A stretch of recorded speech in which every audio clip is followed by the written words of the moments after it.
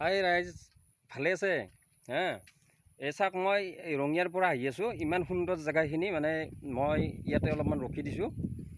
এই ইয়াতে মানে 7 কিলোমিটাৰমান জেগা আৰু মানুহ নাই আৰু তাৰমানে ৰাস্তাটো পূৰা খোলা আৰু কিন্তু ৰাস্তা ধুনীয়া, ৰাস্তা পকী ৰাস্তা, একদম ভাল ৰাস্তা। আপোনালোকে আহিবচোন কেতিয়াবা, আহিলে গম পাব। সুন্দৰ ৰাস্তা। এইটো ৰাস্তাৰে নতুনকৈ এখন হস্পিটেল হৈ আছে যে নলবাৰীৰ, সেই হস্পিটেলখন পাব। আৰু লগতে এইফালে আপোনাৰ শিলপটাবৰী মন্দিৰটো আছে, শিলপটাবৰী মন্দিৰটো পাব। মই নেক্সট ভিডিঅ'ত আপোনালোকক দেখাম শিলপটাবৰী মন্দিৰটো। বিৰাট আচৰিত মন্দিৰ, নিজৰ মনৰ কামনাবিলাক পূৰণ কৰে। নিজৰ মনৰ কামনাবিলাক যিবিলাক ভাবে সেইবিলাক পূৰণ কৰে।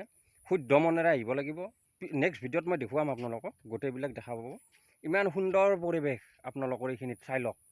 গোটেইবিলাক এই ধান এই কিছুদিন আগত ৰুইছিলে মানে, এতিয়া কি সুন্দৰ সেউজীয়া সেউজীয়া পৰিৱেশ হৈছে, সোণালী সোণালী হৈছে মাজতে মাজতে, সুন্দৰ লাগিছে মানে, ইমান ধুনীয়া।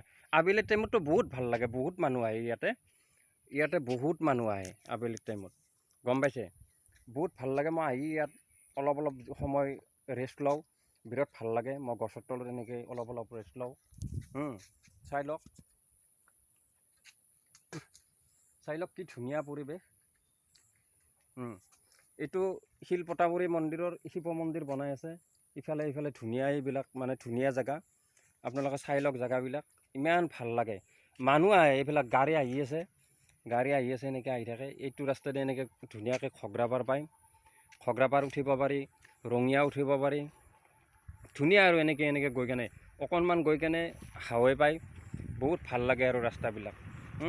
ধুনীয়া আৰু এইবিলাক মানে ইমান ভাল লগা পৰিৱেশ, মানে ধুনীয়া হৈ আছে আৰু এইফালে সুন্দৰ মানে এনেকৈ গাড়ীবিলাক গৈ থাকে, ভাল লাগে আৰু। যিবিলাক মানুহে জানে সেইবিলাক মানুহ অহাই দি আহে। আপোনালোকে আহিবচোন, বিৰাট ভাল লাগিব।